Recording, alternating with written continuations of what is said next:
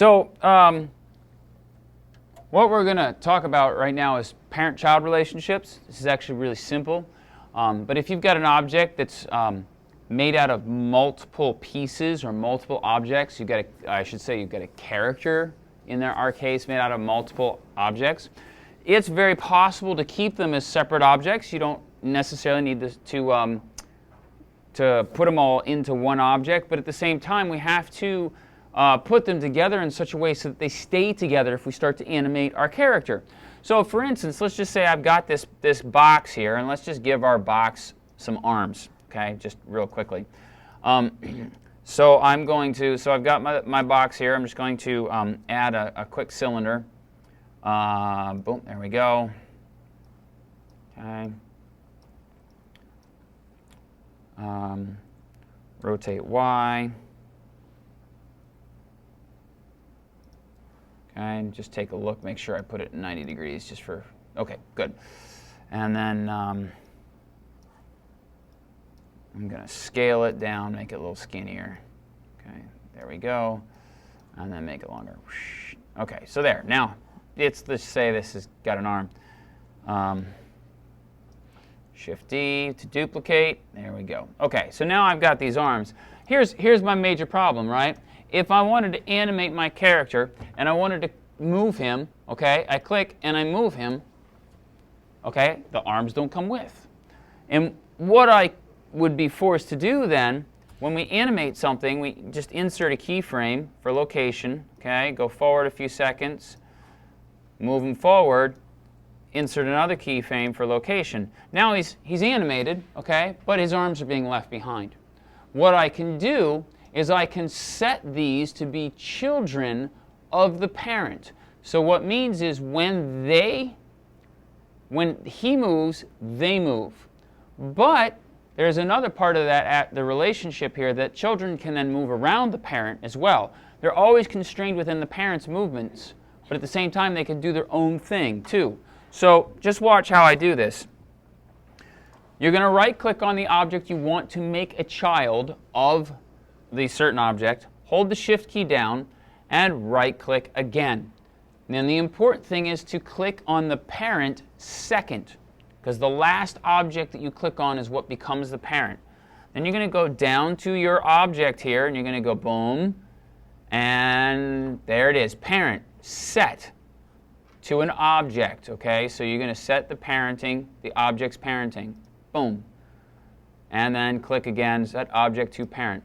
When you do that, you'll notice that up here, I now no longer have two cylinders in the list.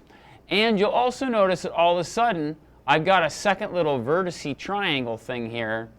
And if I hit the plus symbol, now my cylinder is actually inside my object.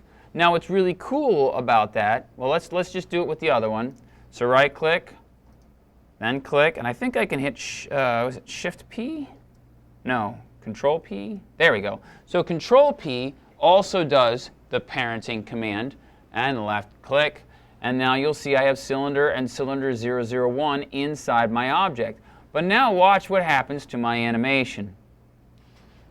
Now all of a sudden, I haven't done any more work. I didn't do any new keyframes or anything for the animation, but just because those arms are part of the parent, they now move with him. But I can add keyframes for them individually as well.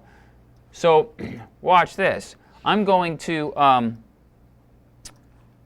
insert a keyframe here for location. I'm going to go forward in time, move them out this way, and insert another keyframe for location. And notice a little dot here, okay? So I can move that object around inside this relationship so that the child can kind of do its own thing, but it will always be affected by the parent's animation no matter what. Okay, so think of it almost as if it's like it's kind of sad, funny, but you've probably seen this in grocery stores at the mall. It's like a child on a leash. Okay, you see the kids on a leash, right? You know, okay, or a dog on a leash, right? We'll use the dog on a leash analogy. It's a little nicer. But either way, it works the same way. The analogy still works. If the parent's moving forward and walking through the mall, the child has to move with the parent because there's a leash there. But that dog or child, whatever, can walk around within the boundaries of the motion that the parent is making. Does that make sense? You know? So you have this, and it can get kind of complicated, but you have a relatively intricate relationship between the two that can really help you. So that's definitely what you want to do. Now, as you start to do that, I think it's important to make one quick note. You should start to name the parts very specifically so that you can keep them straight. So one of the things that I recommend here, okay, this is the cube. That's the main body. You know what? We're just going to call it SpongeBob. Because it kind of looks like SpongeBob. Not really, but it could be SpongeBob. And then as I go inside the parent-child here, we've got these cylinders. I can click on them. Okay, that's SpongeBob's right arm. So I'm going to say right arm. That's SpongeBob's left arm. Left arm. Whoops, there. Just like that, okay?